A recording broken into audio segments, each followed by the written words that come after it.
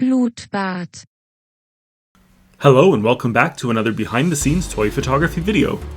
This week I'm going to show you how to make an entire scene out of nothing but action figures. I call this shot Grand Master. I'll also show you my editing process. For this shot I used Yoda, Battle Droids, and Super Battle Droids from Hasbro's Star Wars The Black Series. I've been re-watching the Clone Wars lately, and while it's not shown very often, I'm always delighted by scenes of Grand Master Yoda in action. This week, I thought I'd create my own scene showing Yoda taking on the droid horde. He's small and light enough that I was imagining him running over top of the droid army, using the droids as stepping stones and lopping off heads on the way. To begin my setup, I balanced Yoda on top of a B2 Battle Droid directly in front of my lens, and then used some more B2s to start filling in the background. With the larger droids in place, I filled in the gaps with the smaller B1 Battle Droids. I packed them in nice and tightly so that no gaps were visible in between. I was lucky enough to get a bunch of these B1s on clearance a few years back, and I used almost all of them to create this scene.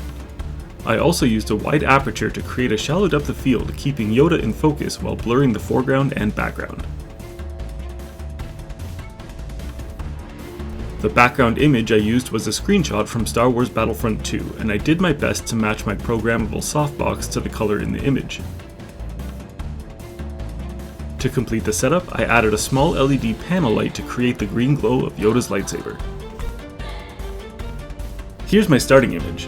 It turned out pretty dark, but before editing the light levels, I first brushed in the green glow with layer masking and used the pen and brush tools to create the lightsaber blade.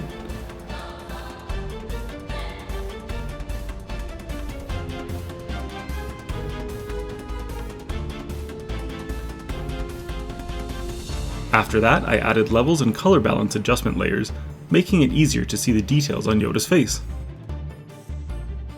Next, I slightly cropped the image, and then I used Content Aware Fill to remove the articulation joints on my subject.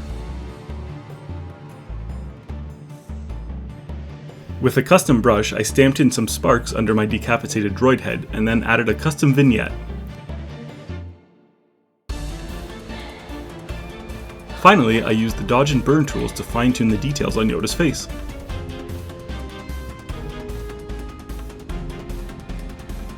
So once again, here's my starting image. And here's where I ended up. Thank you so much for watching. If you enjoyed this video, please consider liking and subscribing, and make sure to check me out on Instagram. Thanks, and until next time.